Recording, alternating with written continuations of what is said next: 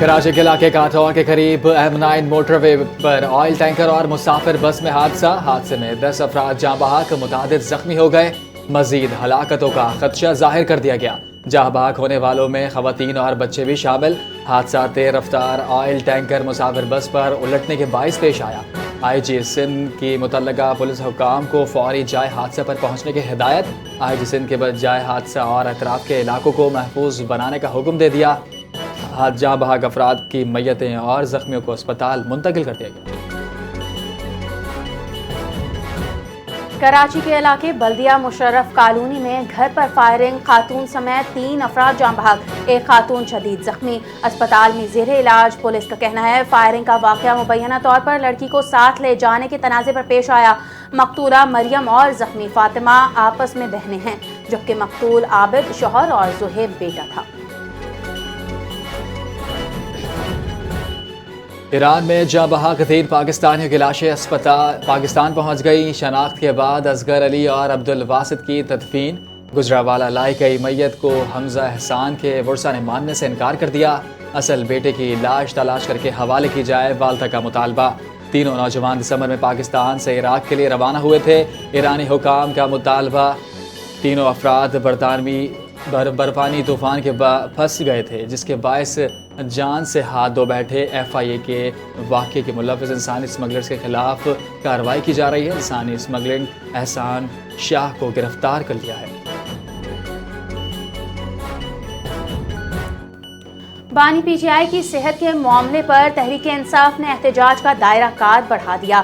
Parliament house کے باہر دھرنا دینے کا فیصلہ، بانی سے ملاقات اور مکمل علاج کی سہولت فراہم کیے جانے تک دھرنا جاری رکھا جائے گا۔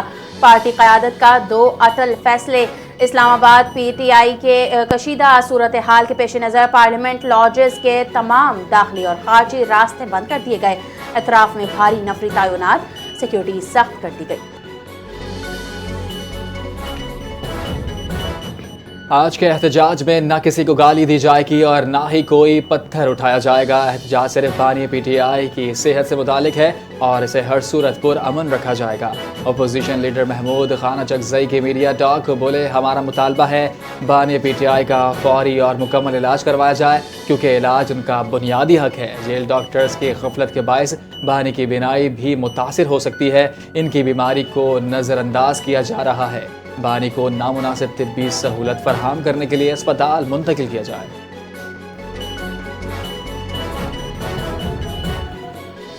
پارلیمنٹیرینز کو روکا جا رہا ہے اور یہ عمل جمہوری اقدار کے منافی ہے۔ اگر ہمیں یہاں دھرنا دینے کی اجازت نہ دی گئی تو ملک بھر میں دھرنے دیے جائیں گے۔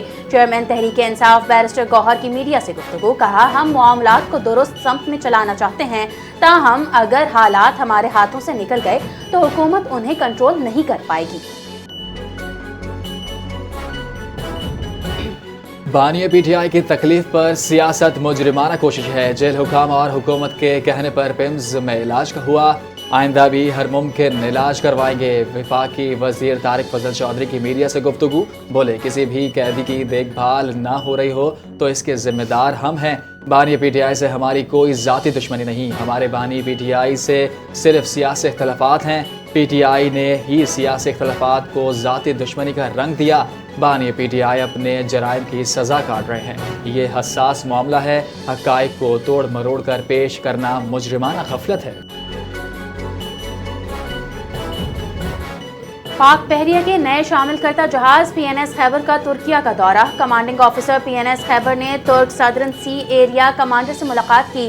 2 طرفہ بحری تعاون اور علاقائی استحکام پر تبادلہ خیال کیا گیا۔ PNS خیبر اور ترک بحریہ کے جہاز TCB کے مشترکہ مشقیں۔ PNS خیبر نے ترکیہ سے پاکستان کے پہلے سفر کے دوران اوکساز نیول بیس کا دورہ کیا۔ وزیر داخلہ محسن نقوی کا پولیس لائنز میں پاسنگ آؤٹ پریڈ سے خطاب، کہا پولیس کو جدید سہولیات اور ٹیکنالوجی سے لیس کیا جا رہا ہے تاکہ امن و امان کے قیام کو مزید مؤثر بنایا جا سکے۔ وردی عوام کے تحفظ اور خدمت کا عہد ہے۔ قیام امن کے لیے پولیس کی خدمات کا اعتراف۔ اسلام آباد کی سیکیورٹی فل پروف بنانے پر زور، کہا پولیس جوانوں کو ہر وقت الرٹ رہنا ہوگا اور پیشہ ورانہ مہارت کے ساتھ فرائض انجام دینا ہوں گے۔ نائب وزیر اعظم اور وزیر خارجہ اسحاق ڈار سے پاکستان میں تعینات امریکی ناظم الامور نیتلی بیکر کی ملاقات۔ پاک امریکہ دو طرفہ تعلقات کے مختلف پہلوؤں پر تفصیلی تبادلہ خیال کیا گیا۔ دونوں جانب سے باہمی دلچسپی کے امور، خطے کی مجموعی صورتحال اور عالمی سطح پر امن و سلامتی کے لیے مشترکہ تعاون پر گفتگو کی گئی۔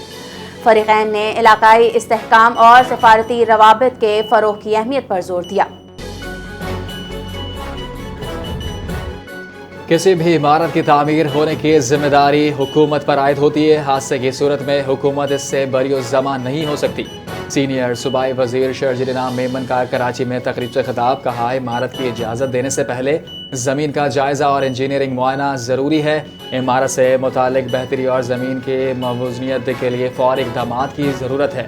صحنہ گل پلازہ کے حوالے سے جوڈیشل کمیشن قائم کیا گیا ہے تاکہ ذمہ داروں کا تعین کیا جا سکے۔ بنگلہ دیش کے تاریخی پارلیمانی انتخابات، بی این پی نے میدان مار لیا، 2/3 اکثریت حاصل کرنے میں کامیاب۔ بی این پی اور اتحادی جماعتوں نے 299 میں سے 213 نشستوں پر کامیابی سمیٹ لی۔ جماعت اسلامی 68 نشستوں کے ساتھ دوسری بڑی جماعت بن گئی۔ نیشنل سٹیزن پارٹی صرف 6 نشستیں حاصل کر سکی۔ صدر مملکت آصف علی زرداری اور وزیر اعظم شہباز شریف کی بنگلہ دیش میں پرامن انتخابات اور بی این پی کی شاندار فتح پر مبارکباد۔ صدر آصف علی زرداری نے طارق الرحمان کو فتح پر مبارکباد دی اور بنگلہ دیش کی عوام کو پرامن انتخابات پر سراہا۔ وزیر اعظم شہباز شریف کا دو طرفہ تعلقات مزید مضبوط بنانے اور تعاون کے نئے دور کا آغاز کرنے کا عزم، کہا پاکستان بنگلہ دیش کے ساتھ امن، استحکام اور ترقی کے اہداف کے حصول کے لیے بھرپور تعاون کرے گا۔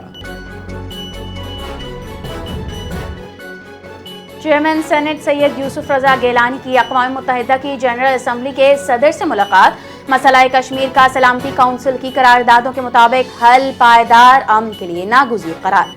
سینتاس معاہدے کی معطلی عالمی قانون کی خلاف ورزی اور پاکستان کے آبی مفادات کے لیے خطرہ قرار۔ افغان سرزمین سے دہشت گرد تنظیموں کی سرگرمیوں پر گہری تشویش کا اظہار۔ صدر جنرل اسمبلی نے پاکستان میں دہشت گردی کے حالیہ واقعات پر افسوس اور تعزیت کا اظہار کیا۔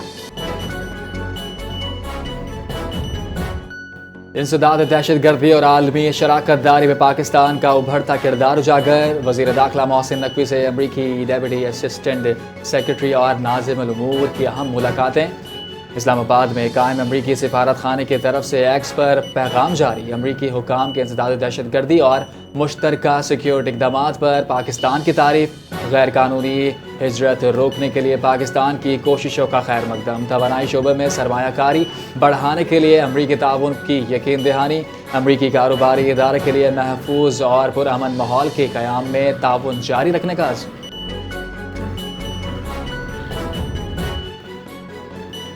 پاکستان نے دہشت گردی کے خلاف جنگ میں بے پناہ قربانیاں دی ہیں۔ دہشت گردی کی مالی معاونت روکنے کے لیے اداروں کی استعداد کار میں اضافہ ناگزیر ہے۔ اسلام آباد میں وزیر مملکت قانون اور انصاف بیرسٹر عقیل ملک کا تقریب سے خطاب، کہا ہم دہشت گردی کو جڑ سے اکھاڑنے کے لیے پرعزم ہیں۔ پارلیمانی نگرانی کو مؤثر بنانے کی ضرورت پر زور دیا۔ وزیر اعلیٰ پنجاب کا شعبہ صحت میں مزید اصلاحات لانے کا اعلان۔ شعبہ صحت میں شفافیت بہت ضروری ہے۔ عوام کو اچھا علاج نہیں ملتا تو میری اور وزارت صحت کی ناکامی ہوگی۔ اسپتالوں میں ہر طرح کی ادویات موجود ہوتی ہیں۔ مریم نواز کا لاہور میں ہیلتھ کانفرنس میں خطاب، کہا عوام کو معیاری علاج کی فراہمی یقینی بنائے رہے ہیں۔ صحت کے شعبے کی ترقی کے لیے بھرپور کام کیا جا رہا ہے۔ فارمیسی والوں کے ساتھ ساز باز کر کے ادویات بیچنا افسوسناک قرار۔ بولی پنجاب میں بچوں کے دل کے آپریشن ہو رہے ہیں۔ 10,300 بچوں کے دل کا آپریشن کرنے سے انہیں نئی زندگی ملی۔ وفاقی وزیر تجارت جام کمال خان کا نیو ٹیک یونیورسٹی میں اکیڈمیا سے صنعت تحقیق سے حقیقت کے موضوع پر خطاب۔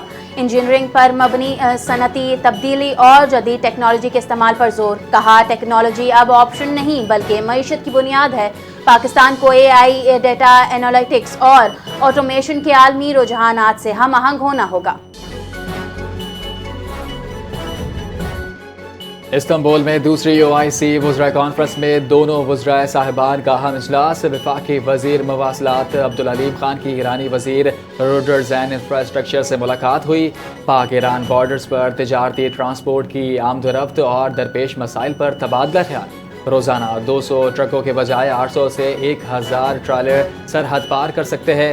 ملاقات میں گفتگو ہوئی. ایرانی وزیر اور عبدالعلیم خان کے درمیان دو طرفہ بارڈر سہولیات، پارکنگ اور دیگر امور پر بھی گفتگو. وفاقی وزیر نے کہا پاک ایران تعلقات برادرانہ ہے، تعاون مزید بڑھائیں گے. ایران وزیر بولے بارڈرز معاملات پہلے سے بہتر، مزید گنجائش موجود ہے.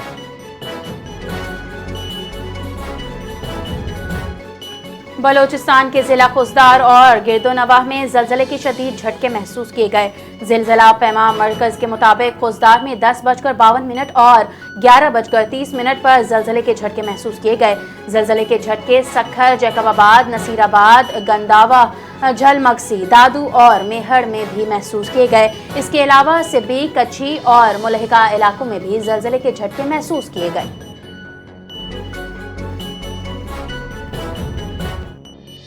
اسلام آباد پولیس نے وفاقی دارالحکومت کی مساجد انتظامیہ کی جانب سے سیکیورٹی کے لیے دیے گئے مراسلے پر جواب جاری کر دیا.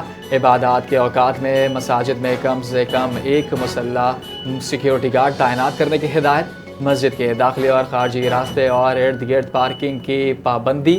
داخلے اور خارج کے لیے ایک ہی راستہ استعمال کرنے کی ہدایت. مسجد کے مین گیٹ کے باہر ریڑھی باز، گداگیر اور دیگر اشیاء کے فروخت پر پابندی عائد کر دی گئی.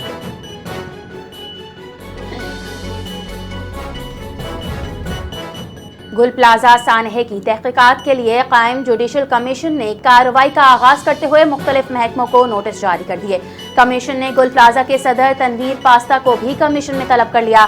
Senior director land, chief fire officer DC جنوبی، SSP سٹی کو نوٹس جاری. میڈیکو لیگل آفیسر سول اسپتال، DIG ٹریفک، DG ریسکیو 1112 کو بھی طلب کر لیا. وفاقی دارالحکومت میں آن لائن ٹیکسی اور بائکیا سروس کی رجسٹریشن کا معاملہ. 2 روز میں مجموعی طور پر 742 ڈرائیورز کی جانب سے رجسٹریشن مکمل کروائی گئی. غیر رجسٹریشن آن لائن ٹیکسی اور بائکیا سروس کے خلاف کارروائی بھی جاری. DC اسلام آباد کا کہنا ہے کہ ٹیکسی یا بائکیا ڈرائیور اسلام آباد سٹی ایپ پر بآسانی آن لائن رجسٹریشن کروا سکتے ہیں. شہری QR کوڈ کی مدد سے چند سیکنڈز میں ڈرائیور کا رجسٹریشن اسٹیٹس چیک کر سکتے ہیں.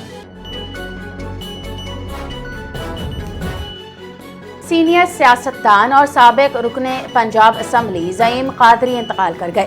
زعیم قادری گزشتہ 3 روز سے دل کے عارضے کے باعث نجی اسپتال میں زیر علاج تھے. طبیعت زیادہ خراب ہونے کے باعث وہ جاں بحق نہ ہو سکے. مرحوم کی نماز جنازہ آج شام مغرب کی نماز کے ساتھ ادا کر دی گئی. سیاسی، سماجی اور عوامی شخصیات کی بڑی تعداد میں شرکت. T20 کرکٹ ورلڈ کپ میں بڑا اپ سیٹ. زمبابوے نے آسٹریلیا کو 23 رن سے شکست دے دی. زمبابوے نے آسٹریلیا کو 19 سال بعد T20 فارمیٹ میں شکست دی. 170 رنز کے ہدف میں کے تعاقب میں آسٹریلیا کی ٹیم 146 رنز بنا کر ڈھیر. زمبابوے کے بیرس بیڈن نے 64 رنز کی شاندار اننگ کھیلی. مورمانی اور ریان بیرل نے 35 رنز اسکور کیے. سکندر رضا نے بھی 25 رنز کی اننگز کھیلی. آسٹریلیا کی جانب سے میٹ ریشنا کے علاوہ کوئی بھی کھلاڑی زمبابوے کے بالرز کے مقابلہ نہ کر سکا. Women's Asia cup rising stars میں پاکستان نے نیپال کو شکست دے کر ایونٹ کا فاتحانہ آغاز کر دیا. نیپال نے ٹاس جیت کر پاکستان کو پہلے بیٹنگ کرنے کی دعوت دی. پاکستان نے 20 اوورز میں 6 وکٹوں کے نقصان پر 137 رنز بنائے. کپتان حفصہ خالد 40 اور وحیدہ اختر 23 رنز کے ساتھ نمایاں رہی. معروف ترقی پسند شاعر فیض احمد فیض کا آج یوم پیدائش منایا جا رہا ہے. وہ اپنی شاعری کے ذریعے ظلم، ناانصافی اور جبر کے خلاف جدوجہد کرنے کے والے جانے جاتے ہیں. فیض احمد فیض اردو شاعر کا ایک ایسا بلند پایہ نام ہے جس کی گونج دنیا کے بیشتر ممالک میں سنائی دیتی ہے. اپنی شاعری اور نثری تحریروں میں مظلوم انسانوں کے حق میں آواز اٹھائی. انسان پر انسان کے جبر کو قبول کرنے سے انکار کیا.